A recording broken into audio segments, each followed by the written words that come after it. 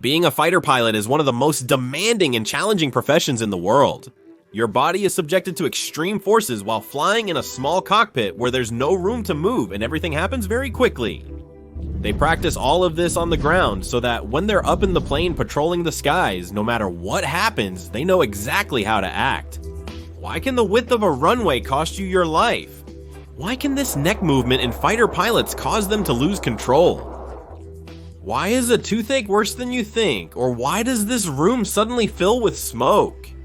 That's what you're about to find out.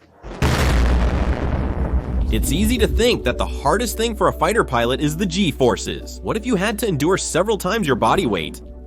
While maneuvering at hundreds of kilometers per hour is brutal. But that's only part of the story, because before getting there, a pilot has to face many other tests just as demanding. Hypoxia, disorientation, underwater escape in case of ejection, and more extreme situations. That's why in Spain, there's a place known as Aerospace Medicine Research Center, the Aerospace Medicine Research Center, where all pilots must learn to pass these tests. And thanks to the Air and Space Force, I'm going to undergo these tests myself so I can show them to you in this very video. So you'll be able to see me in hypoxia and in other extreme situations. We're right now at Aerospace Medicine Research Center, the Aerospace Medical Instruction Center, where they're going to check if my body is more or less prepared for the conditions found in a combat aircraft. I'm a bit nervous. I don't know what kind of tricks they might pull on me, but well, let's go inside. The tests you're going to see in this video aren't just for pilots. Actually, any military personnel who are going to board an aircraft have to successfully pass them. Of course, it's true that there are different levels of requirements. As you can imagine, fighter pilots have the highest standards of all. The standards that are followed are directly imposed by NATO so that all countries have the same requirements. Also, these tests are not done just once, and that's it. Each pilot must renew them periodically, because the ability to fly under extreme conditions is not something that can be taken for granted. Of course, depending on the type of aircraft they fly, their age, or the profile of the missions they carry out, the requirements become stricter. But what is clear is that the safety margin is never lowered, because up there any weakness comes at a high price. In my case, they divided the tests into 2 days. The first day focused on standard medical checks. The second day was different because that's when I had the practical tests. This really makes sense because on the first day they check that your body is ready for what's coming on the second day. First, they did some blood and urine tests, then a dental x-ray and a chest x-ray. Watch out because this dental x-ray is going to play a major role in this video. Later, they did an abdominal ultrasound and then a dental checkup. This is when things got complicated. It turns out they found a cavity, and it was very small, but because of that, I wouldn't be able to enter the hypobaric chamber to test hypoxia. So I had to quickly go to the dentist that same day to get that problem fixed. And this is because a cavity is actually a small hole in a tooth, and since the hypobaric chamber changes the air pressure, it's possible that a small hole in a tooth could cause a serious problem, and that's why you can't go into the chamber. Meanwhile, I continued with all kinds of checkups, blood pressure, another ultrasound, hearing, vision, and I even saw a psychologist and a psychiatrist. The idea was for this to be as realistic as possible. For confidentiality with the psychologist and psychiatrist, there was no one else recording with me. And finally, they gave me a talk about hypoxia, since that's what I was going to face the next day. You see, hypoxia is what happens to you when you no longer have the necessary oxygen in your blood. This is no joke. There have been several plane accidents where the main cause was pilot hypoxia. For example, on August 14th, 2005, when a flight traveling from Cyprus to Prague with a stopover in Greece had a depressurization problem. As you probably know, as we ascend in the atmosphere, the air density decreases, and therefore the amount of oxygen you breathe does too. That's why airplanes flying above 10,000 feet must be pressurized, normally regardless of the altitude at which a plane is flying. Inside, where the passengers and cargo are, the air pressure is equivalent to about 8,000 feet of altitude. That day, the aircraft had been undergoing maintenance and the pressurization selector was in manual mode. The Boeing 737 began to climb, and several alarms sounded in the cockpit warning that it was not pressurized. However, the pilots misinterpreted the information, confusing it with a takeoff configuration alarm. So, since they were already in the air, they didn't pay much attention. A while later, by the time they realized it, it was too late. They had already lost consciousness. The air traffic controllers, seeing that the plane was taking a strange route, sent several F-16 fighter jets to intercept it. And from the fighter jets, they saw how the people inside the plane were unconscious, but they also saw a crew member with a mask trying to regain control of the plane. But he didn't make it, and everyone on board lost their lives when the plane crashed several minutes later. The problem with hypoxia is that little by little, and without realizing it, you start to lose your abilities. And that's what they wanted me to try the next day. And let me tell you, you're gonna be amazed. Well then, second day, second round, let's get to the fun part, hypoxia and disorientation. I don't know how my body is going to handle it, but I think it's going to be interesting, so let's go in. We're now in the hypobaric chamber where they're going to put me. This chamber is set up to lower the air pressure inside to altitudes of 100,000 feet. Just for reference, a commercial airplane flies at most up to about 45,000 feet. The idea is that we would sit inside the chamber and breathe oxygen through a mask. Meanwhile, the pressure inside the chamber would be lowered to the equivalent of an altitude of 25,000 feet. And at a certain point, they would start supplying us with air through the mask, just as it is at 25,000 feet, so that we would enter hypoxia. And all of this was done with the goal of detecting what symptoms each of us had. Obviously, all of this is done in a safe environment. From outside, they are constantly reading our blood oxygen parameters in real time. And there is a person inside the chamber with us who is breathing pure air all the time, so they can help us if necessary. It's this girl you can see standing. Her only job was to help us. And you won't know at what moment you're going to go into hypoxia. As I said before, the dangerous thing about hypoxia is that you're not aware when you're being affected, therefore you can't react. By the time you realize it, it's already too late. You've already lost all mobility and you can't fix it. That's why they would make each of us enter this hypoxic situation at different times.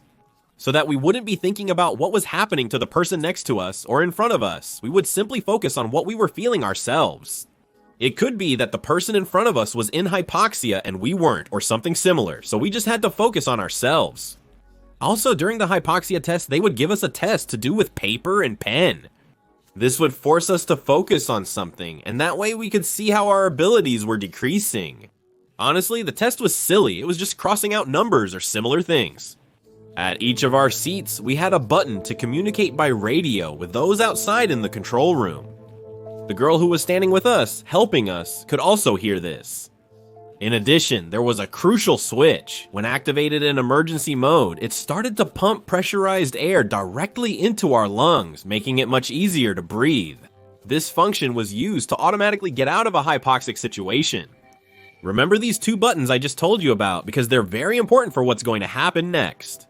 We got into the chamber and they started lowering the air pressure.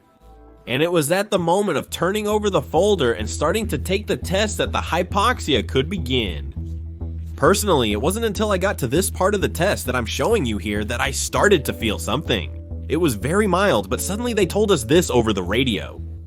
We've been at it for almost 2 minutes. Let's look up, focus on a point, either outside or on the colors. And it was at that moment when I looked up that I realized I wasn't feeling so well. It was really hard for me to focus my eyes on the wall, and when I looked out the window to focus a bit farther away, it was even harder. When I looked back at the paper, it was really blurry, but I wanted to keep doing the test to see what would happen. Until it became impossible for me to continue and I raised my hand. But watch out, because what happened here was really crazy. Pay attention if you want to be amazed, because several things happened here at the same time. I could only be heard when I was communicating by radio, but remember that to communicate, you had to press this silver button. So what you can see in the video is that I raised my hand and said, "Am I hypoxic or do I think I'm hypoxic?" I'm saying this because I did it yesterday and I remember my words. The thing is, I wasn't pressing the silver button, so that's why you can't hear it. But since I was already being affected by hypoxia, I wasn't aware that they couldn't hear me. And I repeated it again. I said again, I think I'm in hypoxia, but I still wasn't communicating it, so no one was realizing that I was saying it. That's why, when I raised my hand, the girl who was helping us pointed to the communication button for me to press it and say whatever I wanted. What happened was that since I was already being affected by hypoxia, I wasn't aware of what she was trying to tell me. But at the same time, number 11, who was the girl right next to me. They were telling her to activate the emergency oxygen option because she was already at her limit. What happens is that since she was under the effects of hypoxia, she wasn't aware of what they were telling her, and you can see that she keeps doing the exercises as if nothing was wrong. But really, since they were monitoring us from outside in real time, they knew she was already getting close to the point of starting to lose consciousness. And that's when the girl who was helping us had to give her the emergency oxygen. Meanwhile, I was feeling the effects. I knew something was happening, something very strange. The thing is, since they were monitoring us in real time, I wasn't that bad yet.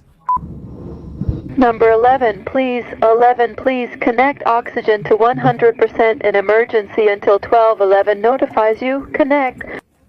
How are you feeling? I have hypoxia for sure. What grade?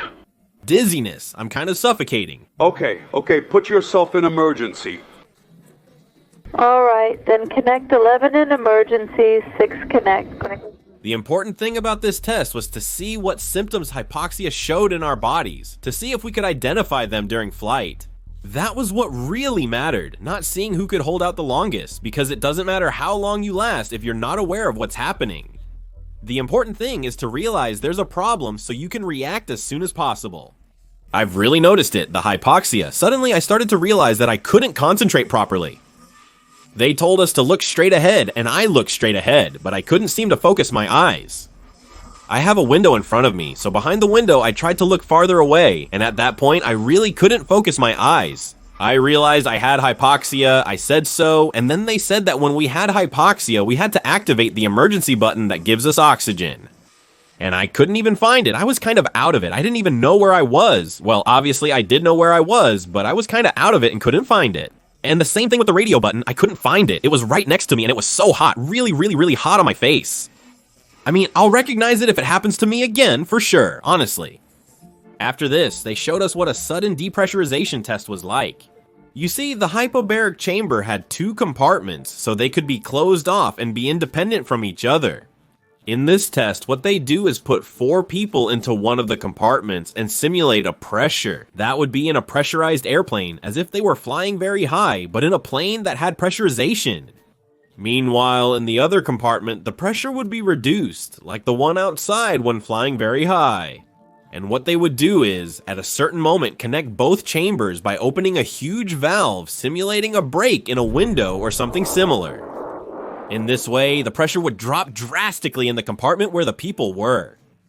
What they had to do was quickly put on the mask so they could breathe quality oxygen. Very interesting. Notice how suddenly vapor forms in the air because the pressure drops suddenly, just like it happens over airplane wings. I couldn't do this test because I should have done it the day before, but since I had the problem with my tooth, I couldn't get into the hypobaric chamber. And well, I just didn't do that test. Another fundamental aspect for pilots is disorientation. There's a rule that everyone has ingrained. You should always trust the instruments, never your own senses. To train for this, they use a motion simulator that also rotates on itself, specifically designed to confuse you. The idea is to show how easy it is for your mind to play tricks on you. The first effect they had me experience was pretty basic. Using a layer of clouds as a reference, they told me to keep the plane level. In this case, the clouds weren't parallel to the horizon. That's why if you don't pay close attention to the attitude indicator, little by little, you could start tilting the plane so that visually the clouds look straight on your horizon, but in reality, the plane would be tilted, so that would be a serious problem. Obviously, on a sunny day with full visibility, you won't have these kinds of problems, but at night or in heavy fog, things can get complicated. The next one was a vestibular effect. You see, our sense of balance depends on the inner ear, where small fluid-filled canals detect movement. When that fluid shifts, our brain interprets it as us moving.